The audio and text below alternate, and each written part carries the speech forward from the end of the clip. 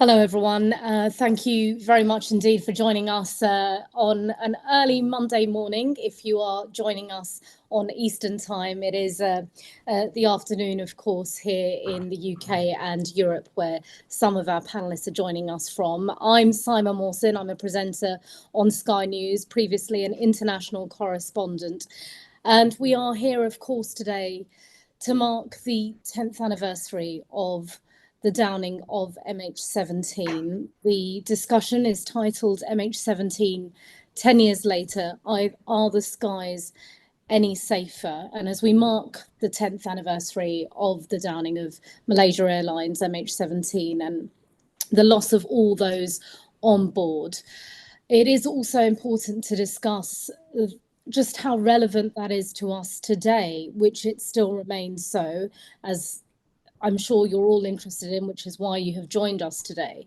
It will help us with the understanding of the journey and the process of how we got to today, and perhaps to discuss the wider global implications and what we might have learnt from that incident that could help us in the future going forward. So I'm pleased to say I'm joined by an esteemed panel who have a range of expertise to share with us. So I promise you I won't talk for too long. I will put some pertinent questions to them all so that you can gain the benefit of hearing from them. And then at the end, we will have questions as well.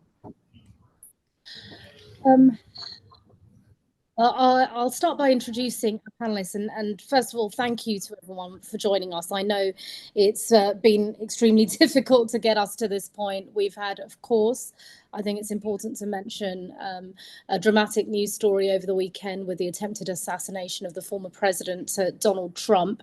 I know Roland and myself, we've been working flat out on that story since Saturday night, doing double shifts and all sorts. So Roland, thank you for joining us. And Michael and Alesia have only just, I think within the last 24 hours, come out of Ukraine. So again, thank you for being with us, and great to have your very recent experiences that you'll be able to share with us. I'm going to quickly introduce our panelists to you. Michael Bossycue is a non-resident senior fellow at the Atlantic Council's Eurasia Centre.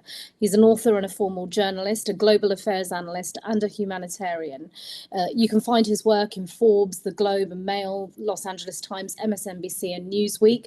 He's previously worked with UNICEF, where we first met in Pakistan, and the World Health Organization, I think about 15 years ago now, Michael. And he also served pertinently as a spokesperson for the Organization for Security and Cooperation in Europe, including during the downing of MH17, which we will discuss. Rebecca Harms is a German politician who served as a member of the European Parliament from 2004 until 2019.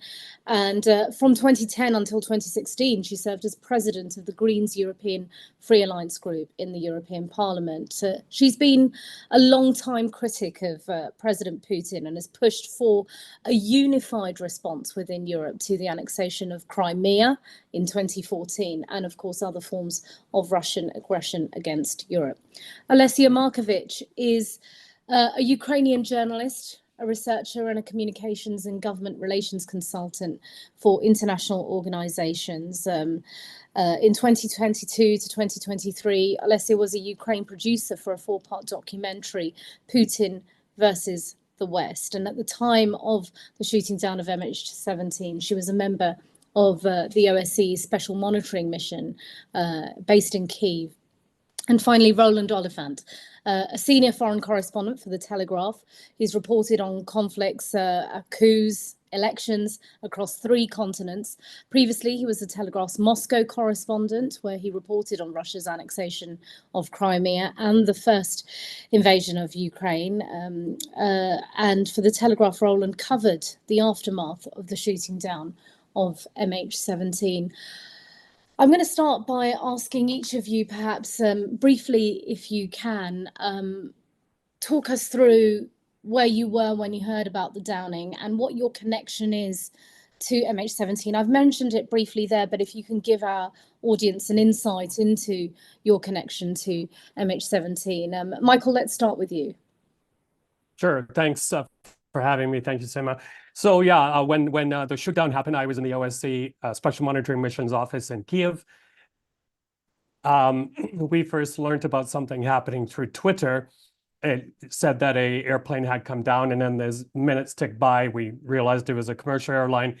And as I've written in a number of op-eds, I remember our deputy of the mission saying that time, if this is a commercial airliner, this is it. The Americans are going to come in. Well, of course, that never happened. It was a huge red line that was crossed. And then about 20 hours or so later, there was a big team, including myself, already on the crash site. It was a very, as you can imagine, grisly and sad site spread over 50 square kilometers. And I just want to read a quick quote that came out around that time. CNN New Day's John Avalon, I think, really put it into context in terms of what we originally thought when this happened, that a big red line had crossed. He said, this would be one of the defining crimes of our time, the other being the murder of Washington Post journalist Jamal Khashoggi, and would not go unpunished. Well, sadly, so far, no one has served the day behind bars for this heinous crime. Rebecca Harms, if you can share with us your connection to MH17.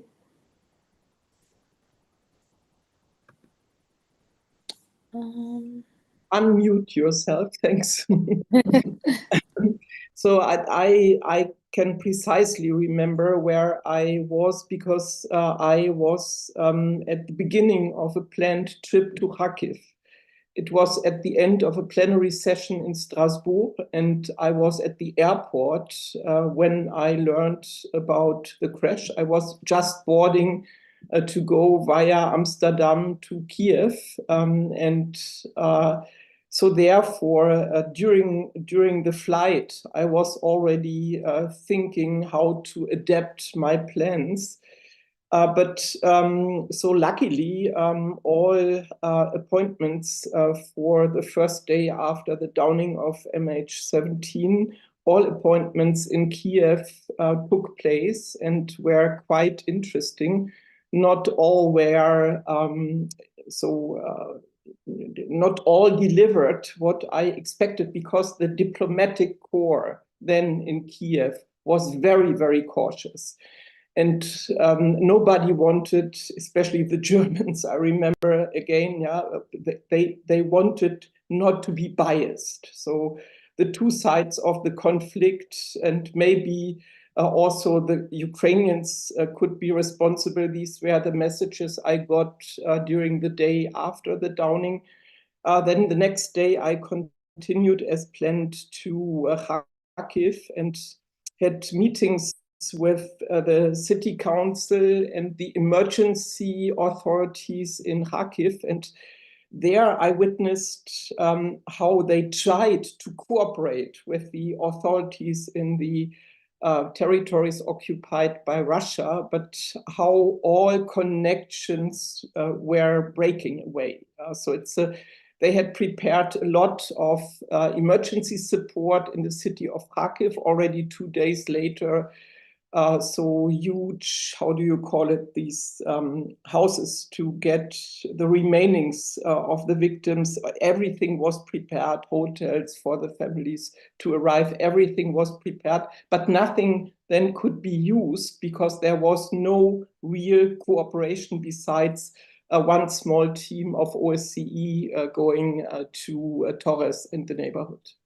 Yeah, and so let's bring in Alesia. Alesia, of course, you were born in Kiev, and you were part of the OSCE team as well, weren't you, in Ukraine at the time?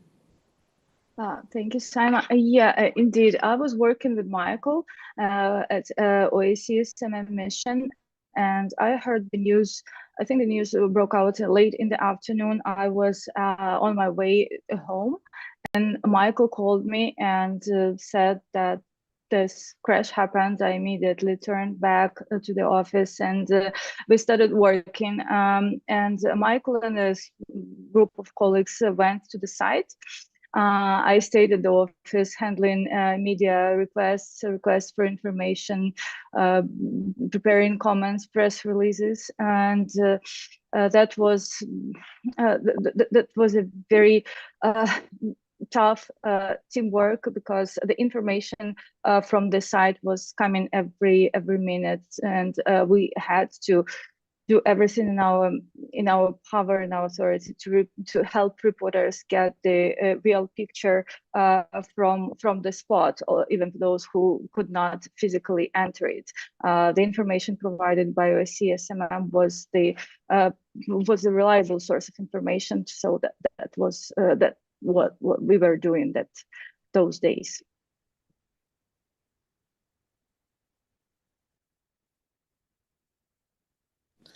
Roland, Alesia just mentioned the coordination that she had to do with journalists, and you covered this, of course. Yeah, I was in Moscow when it happened, and I first heard of it when I got a call from London, and an editor had been watching the wires very hawkishly and asked me, well, what's going on with this airliner that's been shot down? And I was embarrassed enough to say I thought he was talking nonsense. I said, that's impossible. You've got the wrong end of the stick, and realized quite quickly that no, he hadn't got the wrong end of the stick, that this thing had happened. And so the next kind of 24 hours were a mad dash to get from Moscow to the crash site. So we reached the crash site probably about sunset on the second day, pretty much. And then we were working there. I was working there for I'm not even sure how many days. It seemed like a very long time. First of all, simply reporting on the scene, what it looked like, what we could tell, what had happened, speaking to whatever witnesses we could see. And then there were a whole series of kind of episodes. The news cycle moved very, very quickly. There was the recovery of the bodies, what was going to happen to the bodies. Then there was the issue with the black boxes, whether they would be recovered. Then there was the issue of, okay, now that's dealt with. Who shot it down? What clues can we have? All of this, and it went on for a really hectic, demanding episode. Probably one of the most demanding bits of journalism I've done, I think. Thank you. For my part, I was an international correspondent with CNN at the time, and I had just arrived in London to take a break, and having covered earlier that year MH17, which went missing, a Malaysian Airlines plane, I got a call saying another one's disappeared. And at the very early moments, the mind boggled, and we all thought the plane had just disappeared. And as Roland mentioned, events moved so fast to suddenly realizing it had been downed.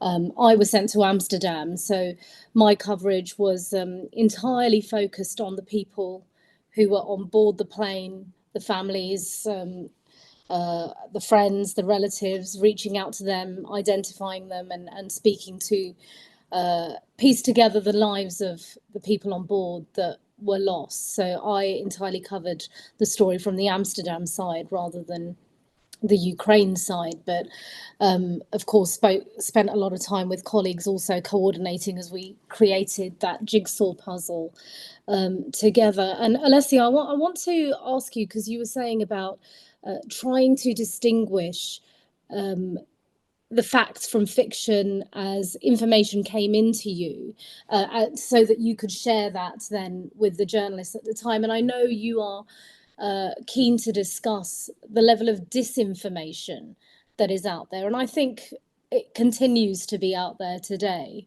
and the importance of that. Yeah, that's exactly the case. We were trying to provide as complete information as possible. So we had our team working there on the site. We had a great photographer. I'm sure you are familiar with his name. His name is Evgeny Maloletka. He was photo documenting the tragic event of MH17 downing. And now when the full-fledged aggression of Russia started against Ukraine, he was working in Mariupol, documenting the Russian crimes in Mariupol, and for which he and his team was awarded Oscar. So for us, it was, as I said, important to give media full, complete, trustworthy information. Yet at the same time, we were not the only one speaker in this area. We had a lot of Russian speakers, politicians, media, opinion leaders from the temporarily occupied Donbass, who were saying all kinds of things about what has happened. If you remember, at first, Russian media reported that the Russian-backed separatists downed a Ukrainian military airplane. So they were boasting of that. They were bragging about that in their in media, in their social media. And then all of a sudden, all these pieces of information were removed, were deleted. And they started saying that that was a Ukrainian military who downed the plane. And for that, they continued with different versions. If you do this media analysis retrospectively, you will see that there were like dozens of options who did that. And of course, it was not it was not the Russian trace of that. Of course, they were trying to put the blame on the Ukrainian side completely.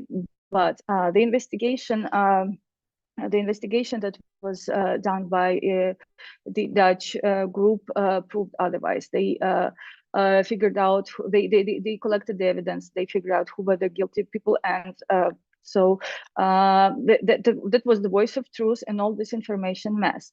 But as we all know, the goal of this disinformation, of this fake news, is not to maybe persuade someone of something, but to create this confusion, create this mess where you are surfing among different versions. And I mean, for people who are not experts in that, for people who just follow news here and that, this might be very, very confused. That might be very strong confusion, and they eventually are not sure what has really happened. And that's what it relies on, isn't it? So Michael, as spokesman for the OSCE at the time, and you negotiated, I recall, the access to the site, which I remember us discussing just how tricky that was.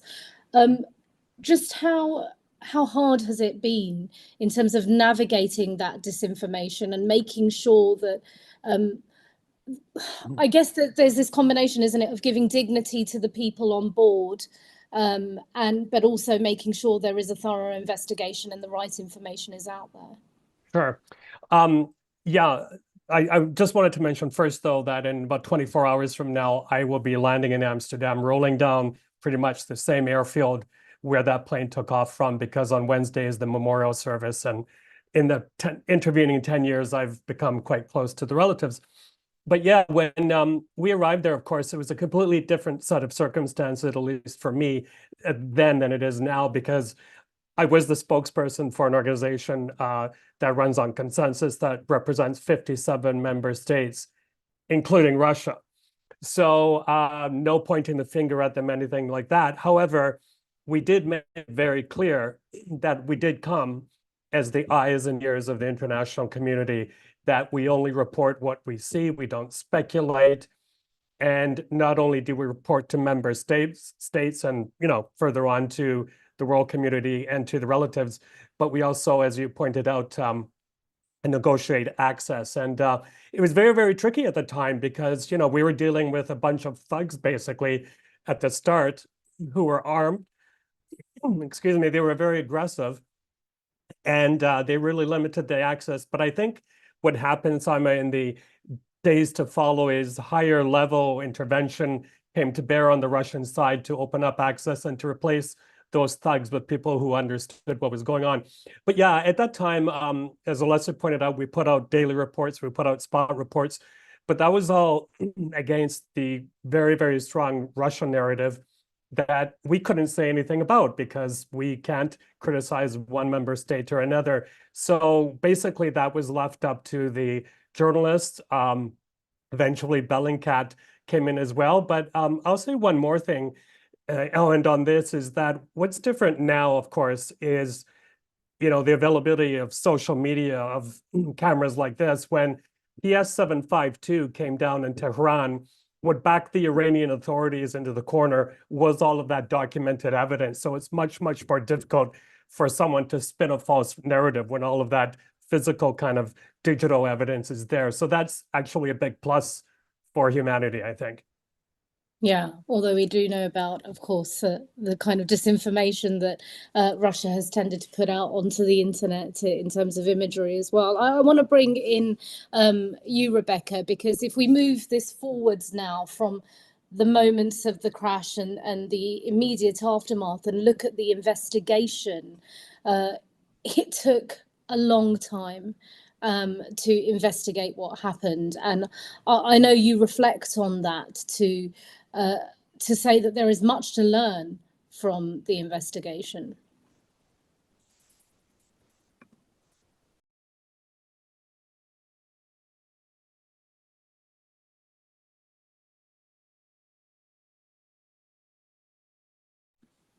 Hopefully Rebecca can unmute and hear us. Okay, there.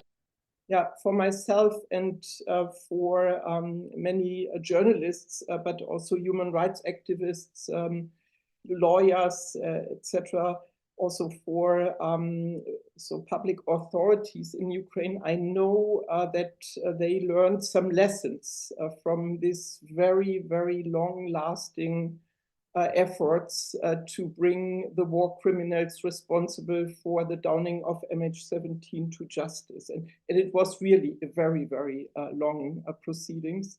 So today, dozens, if not hundreds of teams are documenting war crimes in Ukraine.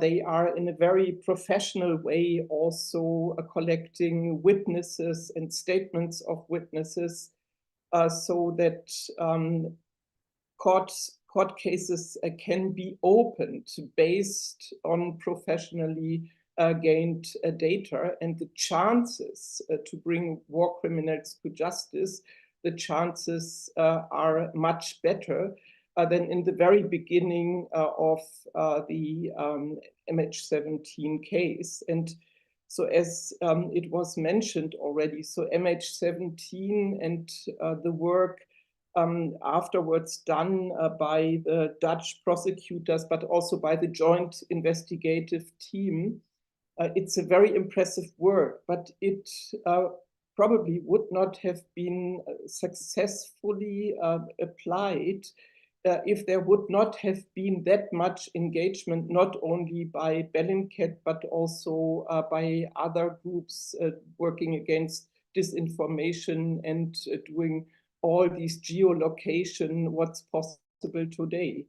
And yes, there are these necessary lessons to be learned for getting to justice, yeah, in cases of war crimes. But let me add one thought. So I think in the very beginning, after the downing of MH17, the West again was not really up to the situation. It was one of the most terrible moments after occupation of Crimea and the war in Donbass had started. But again, so there was something in front of the West that they were not from the very beginning ready to recognize that this kind of attack was not possible for some militias in this, so what they often described as civil war in eastern Ukraine. I think you can, if you look then what happened after Minsk I, the protocol was signed months later. And in this protocol, so again, so it's the whole war is seen and accepted as a kind of civil war, but not as kind of already prologue to a bigger Russian aggression. Yeah, and Roland, am I unmuted? I am. Roland, you covered the annexation of Crimea at the time and Russia's invasion there. If you can surmise for us what it was like then, and was it easy for you to think when you were on the ground then that what we saw in the wider invasion of Ukraine was coming? Sorry, you're going to have to repeat that. I lost you a little there. No Sorry, problem. Saima. No, it's okay. I was saying that you were there at the time reporting on the annexation of Crimea and what was happening in 2014. If you can give us a sense of what was happening on the ground then, but also, could you foresee that a wider invasion of Ukraine was coming, even if the rest of the world seemed a little blind to it or in denial? Yeah, I think the short answer to that is yes, but we weren't sure how wide that invasion would become, if you see what I mean, because we were still at that point in the kind of in a fog of deniability, and there was a question about how far the Russians would go. That was always a live question. Like, is the big grand invasion ever going to come? We debated that a lot throughout the summer of 2014. Eventually, that arrived in February 2022. But the short answer is yes. The context, yeah. I mean, I was reporting. I was in and out of Ukraine pretty constantly from late November or early December 2013, with the beginning of the Maidan protests, and all of this is really one story, and it's a story of revolution, counter-revolution, foreign intervention, war, civil war, invasion, almost in quite a classic kind of historical process. You can see examples of this kind of throughout history, and you have to kind of pinch yourself as it was happening. But I think the thing for people to bear in mind is that things had got steadily, progressively crazier and crazier, and more bloody and violent. So the Maidan began in Kyiv as a largely peaceful protest, this kind of remarkable outpouring of kind of political will and indignation that culminated in bloodshed, in a sniper massacre on the streets of Kyiv, in which around 100 people were killed. And we thought at that point, this is crazy, it can't get any worse. Very quickly, we're in Crimea watching, Russian troops who'd just taken the flag off their shoulders, and were therefore able to say, we're just local guys, whatever, however implausible that was, fanning out across Crimea and conducting, I think probably the first annexation of another European country's territory, as opposed to any other form of conflict since 1945, probably. And just watching it happen in real time, and watching the West kind of fail to really react. And we thought, that's crazy, what's happening then? And then we were thinking, well, is there going to be a full-scale invasion? Then you got this strange thing in the Donbass, which was, because it didn't follow the pattern of Crimea, because it started with kind of irregular groups, volunteers, a lot of local volunteers. It was difficult to pin on the Russians in the same way that Crimea was. And that steadily escalated from this kind of chaotic, no one really knows what's going on, law and order is falling apart kind of thing, until by the time MH17 has happened, you're already in a kind of full-scale conventional war. So by the time MH17 is shot down, to be honest, it kind of, yes, it was shocking. Yes, it was, as Rebecca has just said, it was this thing that was suddenly in front of the international community, this concrete thing, this moment that they should have confronted and had to confront. But it kind of wasn't out of context, because if you see what I mean, like when I was standing there on that field that morning, looking at this, these bodies and bits of bodies strewn everywhere and smoking bits of wreckage, it, within the context of that spiral of madness, it almost seemed like, the next logical step in a way. Because at every turn we thought things could not possibly get worse, things could not possibly get bloodier, and they did. So that I think is an important bit of context for what happened. Yeah, and I'm going to pick up and stay with you, Roland, because I want to talk about, and Rebecca has, and you have both mentioned this now, is the global response, the denial, the and obviously, as you've been covering it, a lot of, and including a lot of the interviews I've done with various ambassadors and heads of government on Ukraine and Russia, is just how strong they're willing to go with their terminology, with the sanctions, with the offering of weapons. I'll speak to Rebecca about weapons actually, but in terms of the global response, it's been piecemeal. It's strange almost sometimes. Are you talking about the response to MH17 in particular? Oh, sorry, no, Ukraine, Russia. I'm trying to widen out the discussion now. I mean, and actually MH17 exemplified that. I think it's with the benefit of hindsight, there's lots of things we can say. I think one thing to remember in 2013, 2014 is that people were not ready to accept that another country in Europe would launch an aggressive invasion and annexation of its neighbor, even Russia. That a lot of countries in Europe had put a lot of, and the United States as well, across the West, had put a huge amount of effort over the previous kind of 25 years in both kind of building a new, business-like relationship with Russia, and also like massive commercial relationships, to be absolutely honest. There are huge numbers of people working there. There was lots of people going back and forth. Moscow wasn't a strange alien place where that was kind of behind an iron curtain or anything like that. So the actions that Russia took were so brazen, so kind of almost difficult to get your head around. I can almost forgive kind of people in government for kind of, not letting themselves get, like, refusing to believe it, if you see what I mean. And I think there's a lot, there was a lot of that going on, and not even refusing to believe it, but also not being equipped to respond to it because they'd never responded to this before. I mean, we're talking about a generation of peacetime statesmen and stateswomen.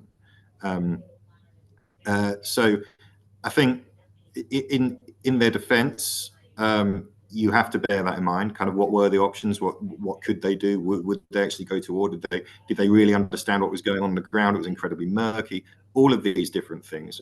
They were ill-equipped to deal with it. But I think, I do think at the end of the day, that doesn't get you away from the fact that the response, to the annexation of Crimea, to the first invasion of Donbass, and to MH17 in particular,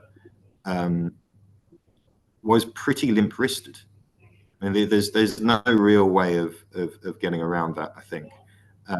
And it has, that has changed over the years, and we're in a very, very different situation now in 2024. But yes, remarkable. I do remember when we were, I think one of the other panelists mentioned this at the time. There were everybody talking to each other, journalists talking to each other, all kind of convinced that this was the end. When MH17 came down, this is the end. This is the full stop to this kind of this year of lunacy, right? The international community won't let this carry on anymore. It's going to stop. And then after a few days, like, the war never stopped around us. So, the airstrikes were still going on in Salmagila down the road. The Ukrainians were still pushing their offensive. The fighting never stopped, right, while this was going on. And we just realized that it hasn't changed anything. Within a few days, we knew that the war was going to carry on almost. It was almost, I'm not sure it had any tangible impact on the outcome of that conflict. Michael, we spoke several times over the last 10 years since the downing of MH17, and you repeatedly told me it's coming. Russia is going to go for a full-scale invasion of Ukraine. It was a sobering conversation every time we had it. You knew it was coming. You speak globally, consult regularly, you speak to people all over the world. Why was the rest of the world not as quick as you to work out what was coming? Well, I don't want to take too much credit for that, especially near the closer we got to February 2 years ago, the buildup and everything. The signals were clear, and especially I think it was in 2021, Putin's rambling essay or speech about Novorossiya, and it basically pointed us to the fact that yes, they are going to make the move. But I think Roland made some very good points, and I think why we are seeing what we're seeing today is all of these red lines being crossed. I mean, we could go back, for example, to Assad's use of chemical weapons in Syria. That was meant to be a red line set by the administration at the time. I don't want to pinpoint too much blame on one person, but I think President Obama at the time had heeded the advice of what to do in response to Crimea, we wouldn't be where we are today. And then, just going back to the last, what is it, not even 2 weeks, that horrible, horrible strike on Kyiv and other major centers in Ukraine, especially the Children's Hospital. Don't forget, that happened around the time of the NATO summit. And I and many others thought, okay, this is it.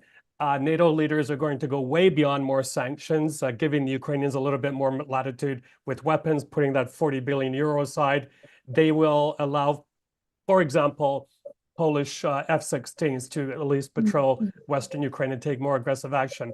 But that didn't happen. And one more thing, if I may, I mean, I don't want to scare anybody off of flying, but the other sad thing is where we're sitting today is this, as the title of the panel suggests, the skies are no safer, sadly, because I don't think the lessons learned from MH17 have been taken. And a couple of quick points there. Number one is a lot of non-state actors, rebel groups, whatever you want to call them, are now in possession of weaponry that can go up to 33,000 feet, if not higher, where these commercial airliners fly.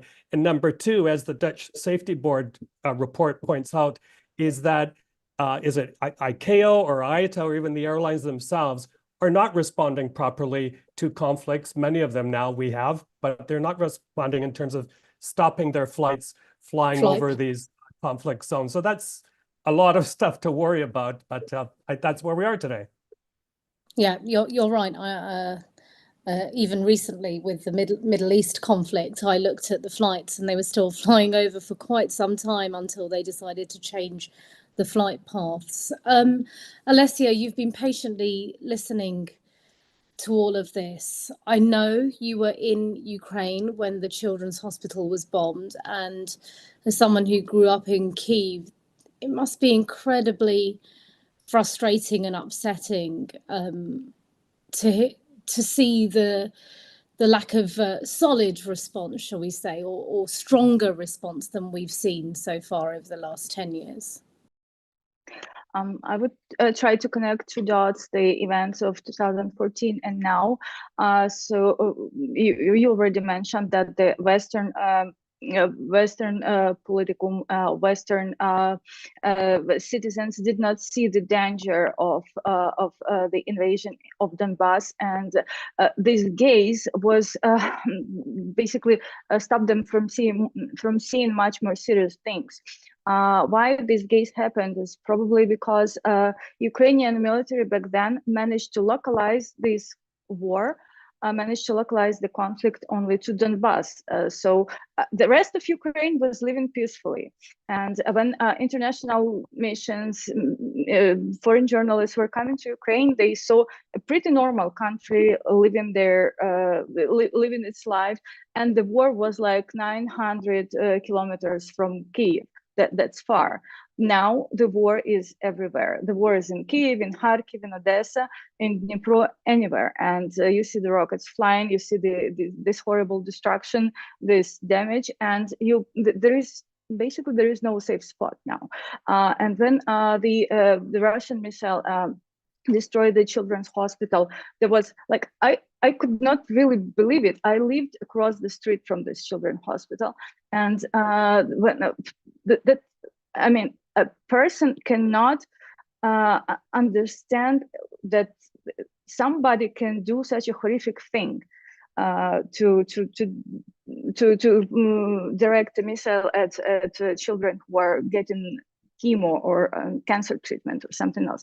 So yeah, that was I think the coverage of that was very extensive, and the response, I mean, now Ukraine is dealing with that, and Ukraine is constantly asking for more weapons, more military support, more financial support, because otherwise it will be very hard to resist this kind of danger and to protect our own citizens. So we definitely need this international support. Yeah, it has been a devastating few years, I know, and Alesia, thank you for sharing that with us. Conscious to remind our audience who've joined us, I am getting your questions now, and I will come to them. I'm mindful of the time. I have a few more questions to get through, but you can submit your questions at askac.org. If you have any questions, just go to askac.org to submit your questions, please. Very quickly, Rebecca, let's talk about this in terms of the moving forwards, where we go from here. Alesia just said Ukraine needs the weapons, it needs the equipment, it needs the resources to be able to fight this war successfully. There's already fears that this is being kicked into the long grass and may now, rather than be a brief, swift war and victory for Ukraine, it could go on for years and years. I appreciate the reluctance of Europe and the US to provide weapons, to be seen not to be breaking various agreements or to see that NATO is involved directly. But you walk the corridors of power. What is the reasoning behind this, the reluctance to truly arm Ukraine?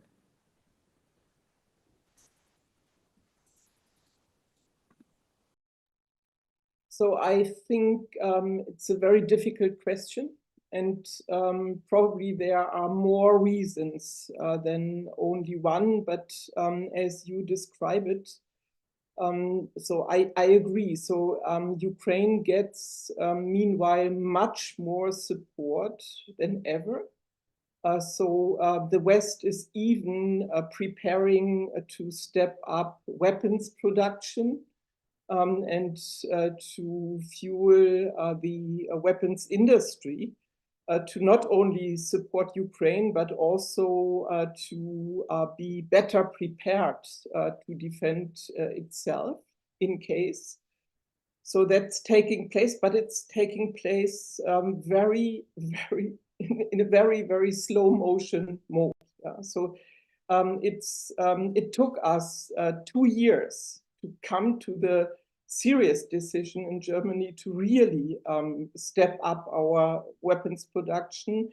And until today, so in Germany, the leadership, the chancellor, is not ready to give that much weapons to Ukraine as they need for a major defeat of Russia.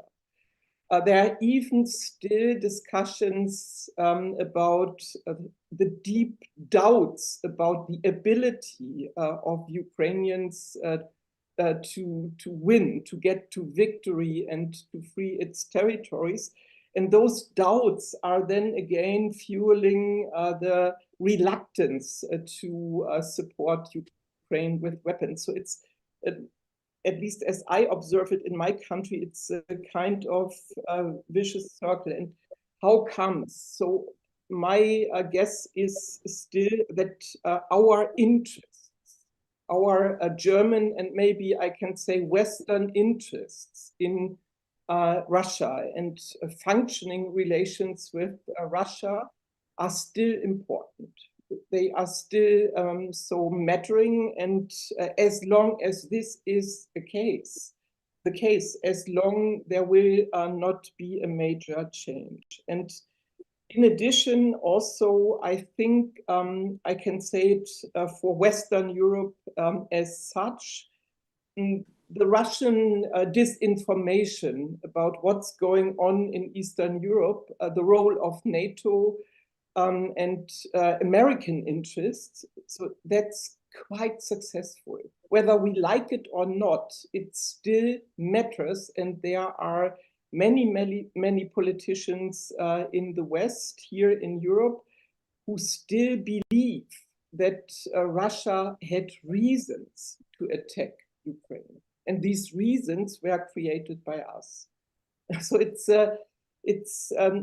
not easy to explain, but I think we have to talk more about it, especially because while visiting Ukraine, and I go there every 2 months since February 2022, and I observe still this will to win. But I observe in the same time very, very deep exhaustion. And that's something what you can feel more and more. And if we want Ukraine to win, we need a major change in the support now. I maybe yes. the colleagues in the United States can say more, but I also was very disappointed again by the NATO summits, though I was not expecting a membership for Ukraine soon. But so overall, they only confirmed what had been decided before. Yes. Yes, exactly. Okay, I'm conscious of the time. We have 10 minutes, although I'm sure if we overrun a little bit, our audience and panelists will bear with me. I want to turn to some of the questions that have been sent in to us, and a reminder, you can send your questions with askac.org. I'll put the questions to the panelists, and then I will offer the panelists, and you have time to think about this too, panelists, a final thought on where all this is headed, having started, of course, 10 years ago on MH17, or if you want to just talk about MH17 exclusively as we approach the 10th anniversary in a few days' time. So a question from, and panelists, if whoever wants to answer, you can unmute yourself and chime in. That I think that would be best. Why haven't the Russians responsible been charged with war crimes and brought to justice since the time it was beyond reasonable doubt that they're definitely the perpetrators of these inhumane behaviours? Mark Conway has sent that question. If I could just quickly on that, because I was at the trial in the Netherlands, 3 gentlemen have been charged. One got off. He was the Russian who could afford a defense team. But these 3 that have been charged, they are either in Russia or in Russian-controlled territory. And it's believed that they won't spend a day behind bars. But having said that, mistakes do happen. Maybe one of them decides to fly to the Maldives and go through a European country, then that person will be nabbed. But I can tell you, talking to all the families, and again, I'll be seeing them on Wednesday, is that they will not feel that justice has been served until it's the person who actually made the decision to fire that Buk missile is brought to The Hague, charged and put behind bars. And a lot of reporting actually puts that decision up to the highest levels, up to Mr. Putin, because he apparently did approve the repositioning of that Buk missile from Russia to Ukrainian territory at the time. Okay. A question from Jack Jarman, who was an OSCE monitor serving in Donetsk Oblast in 2014. He's saying some Russian analysts have recently stated that if the war in Ukraine were to end today, the Russian economy would come to a complete halt. This is due to the over-militarization of its budget. What problems would Russia face if it had to deploy from the special military operation, in quote marks? That's from Jack Jarman. Who wants to answer that or address that? Anyone? I mean, it's true that the Russian economy has been incredibly resilient to sanctions, partly because of a massive act of what you could call military Keynesianism, right? They've just poured money into the military-industrial complex, and it's having a big impact all across the economy, really. Kind of, areas that were relatively poor are now seeing more income. You can earn a lot of money working in an arms factory. You can make money building a drone factory, things like that. People who go to fight get paid quite well. Their families get paid quite handsomely when they die. And I think it's something like 30% of all state expenditure is going on the war at the moment. So if the war stopped, then they had to halt that, there would be a dramatic knock-on effect. I think part of the worry when you talk to particularly people from like the Baltic states or these Eastern Eastern flank NATO countries that face Russia is that, well, that's one reason why, you know, he's not going to stop. You know, if this war ends, Russia is going to have a very well equipped, very experienced army that is built for fighting, knows how to fight, and a huge economy that's geared up to do just that. And that is why one reason a lot of people think that, you know, next down the line is quite possibly an attack on a NATO country. Thank you, Roland. A question from Emily Watts. We have alluded to this during the conversation, but I will ask it to Emily. It's, do you think that if there had been a stronger response to MH17 by the global community, Russia would not have invaded Ukraine? Who wants to take that? I'll just repeat what I said earlier about Crimea. Had the response been very strong back then, we probably wouldn't see what happened with MH17 and all these other points, Mariupol, you name it.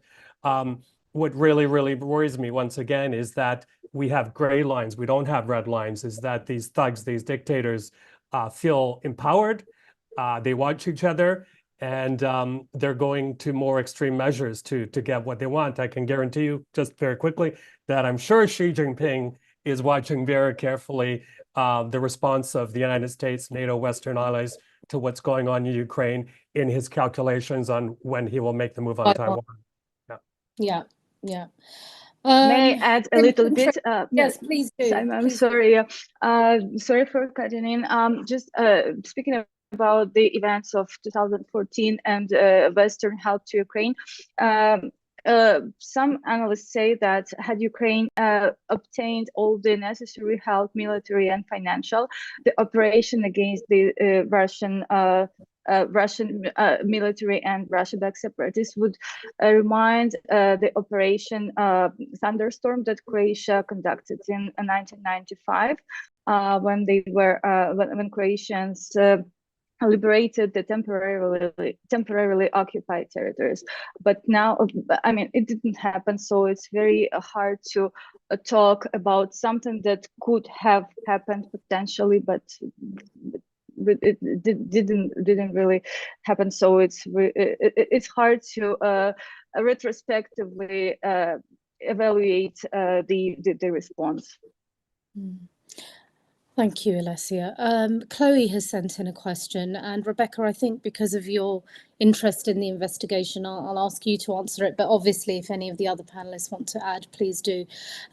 Chloe is asking, was there more that could have been done in the international investigation into MH17? Is it still ongoing? What's happening with the investigation now?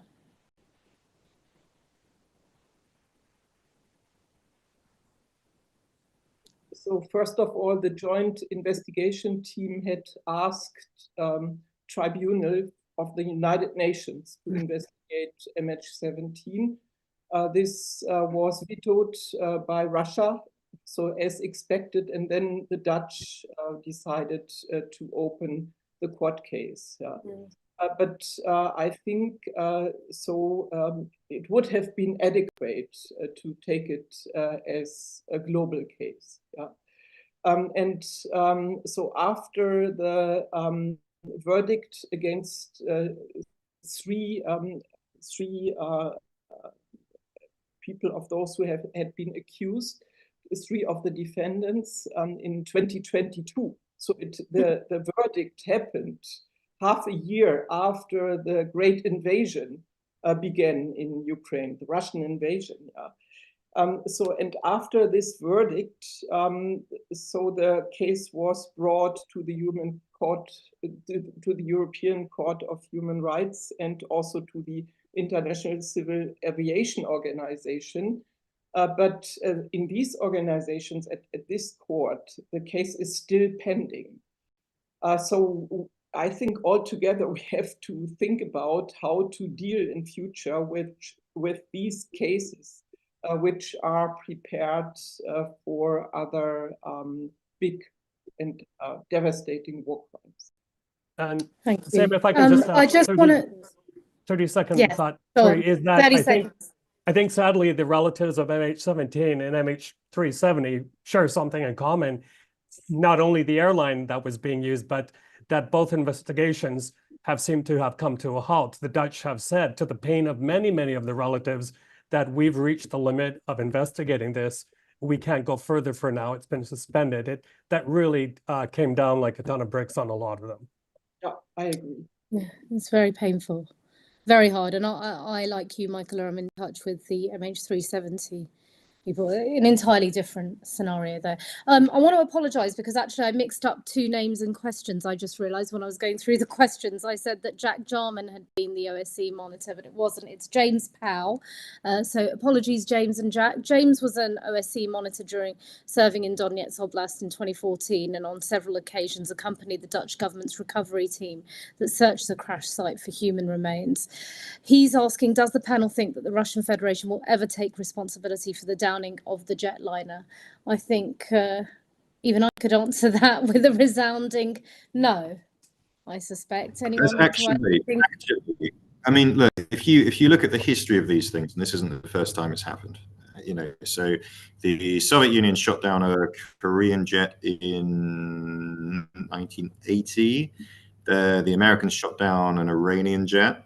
The Iranians obviously shot down a Ukrainian jet. The Ukrainians accidentally shot down a Russian jet in 2007. These things have happened in the past. Generally, what happens, sometimes you won't get any kind of acknowledgement of responsibility whatsoever. But generally, if there is a pattern, it's this. Eventually, many years down the line, there will be a formal acknowledgement of the pain suffered by the families or something. And some kind of compensation will be paid, with the caveat that this is in no way an admission of responsibility. So that's basically what the Americans did to the Iranian families on that aircraft. And I think it models pretty much what happened with the S7 aircraft that was shot down accidentally by the Ukrainians in 2007. But in each of those cases, it follows a change of government. This is the real key thing. So the answer is, if you're talking about the Russian state, I can see a scenario where the Russian state holds up its hands and says, this happened, we acknowledge it, it's a shameful chapter, we should pay compensation, and so on. But I do not see it under this government. It is something that would happen if there was quite a fundamental change of regime in Moscow. Yeah, exactly. Thanks for everyone's questions. We're going to now give everyone a final word and then I'll have my closing thoughts. So we are now past 3 o'clock and I'm conscious I need to let the panelists go and our audience go. So if we keep our final thoughts brief, Roland, you're already on screen with me, I think. So let's have you first and then Rebecca and then Alesia and then Michael. So Roland, final thoughts, please.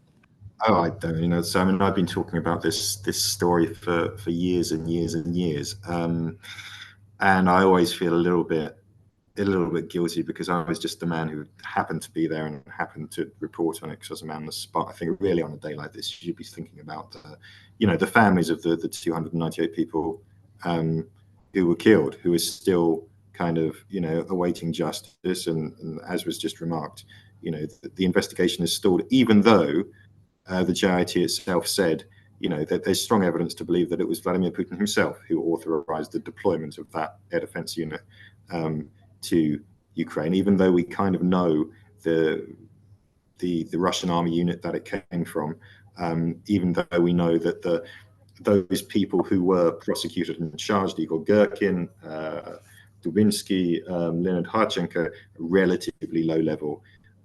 If you're talking about the chain of command, about how this came about. And those are the real questions. Those are the real people further up the chain. I'm not even talking about the soldier who pressed the button, right? It's about responsibility for this clearly goes much, much higher than that. And I think that's where the question of justice should be focused. Thank you. Rebecca? Yeah, so witnessing what's going on in Ukraine, remembering also meetings with the families of those people who were killed while flying with MH17. I think it is really, really important to understand that for the future, after the war, even, it is really of importance to bring war criminals to justice. And this does not say anything about what kind of level those people represent, but I think our main goal must be to hold accountable those who declared this terrible war against the Ukrainian people. Thank you. Alesia. Yeah, I think that the major takeout for Ukraine from the MH17 case is that justice doesn't happen overnight. And what Rebecca just said, that it's important to make prosecutable cases for the people who are accountable for those crimes. And what Ukraine can do now is to collect evidence, to gather witness statements, to document each single case of crime committed by the Russians on the Ukrainian land. Eventually, these cases, I hope, will be prosecutable. They will end up in an international court, and but it will take time. As a Ukrainian, I'm really grateful to all international organizations who help Ukrainian authorities, Ukrainian law enforcement authorities, and justice system to deal with this enormous amount of evidence and building cases, and that is really important. That's something that we can do now, and we do that now. Thank you. Thank you. And Michael, like many of us, you have remained in touch with the family members of those on board. Your final thoughts? Yeah. One of the relatives from the Netherlands, Celine Fredericks Hoogsgaard, wrote me just recently. It's hard to believe it's 10 years already. It feels like it was yesterday. It feels like they can still come home one day. And I think what she means by that is that she hopes that justice will be served. One more quick point, Seema, because I think this is really, really important. Like Alesia, I've just come out of Ukraine just a few hours ago. Very sleepless night. We had rockets fired towards Odessa, which is a world port, which has fed 400 million people around the world. The international community is definitely not doing enough to help Ukraine stop those rockets. But the other thing coming up in the next few months, these power outages are punishing. They're long. We lose power for many, many hours each day. It's really being hard on small businesses. It hits the mobile phone networks data. Right now we're having a heat wave, but come October or so, when the weather starts to cool, I just want to warn everyone and put them on notice that a lot of people feel the same way I do, is that there's no way Ukraine can fix all of those power stations in time. We could have a humanitarian catastrophe in the making, and another exodus of Ukrainians toward Moldova and other countries. So it's really, really bad right now. I just feel the Ukrainian government isn't even screaming loudly enough, and they should even louder, because we're there on the ground, and I talk to a lot of small businesses, a lot of families. It ain't looking good. Yeah. On a personal note, I also spoke to so many friends, family members, neighbours, learnt many of the stories of the people on board. And I'd just like us all collectively to maybe take 30 seconds to think and say a little prayer for the 298 people killed on board MH17 as we close our discussion, and for all those killed and injured in Ukraine since then.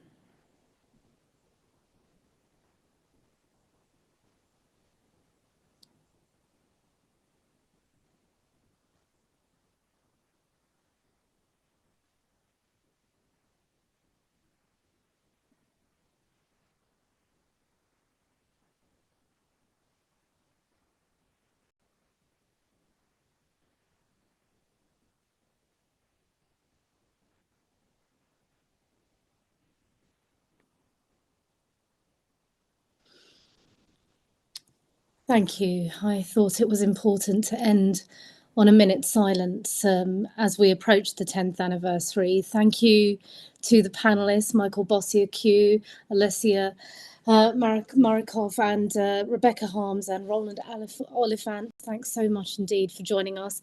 I've been your chair, Simon Mawson. Thank you to the audience, and thank you also to the Atlantic Council for hosting this event and for keeping the memories of those on board MH17 alive. Thank you. Thank you.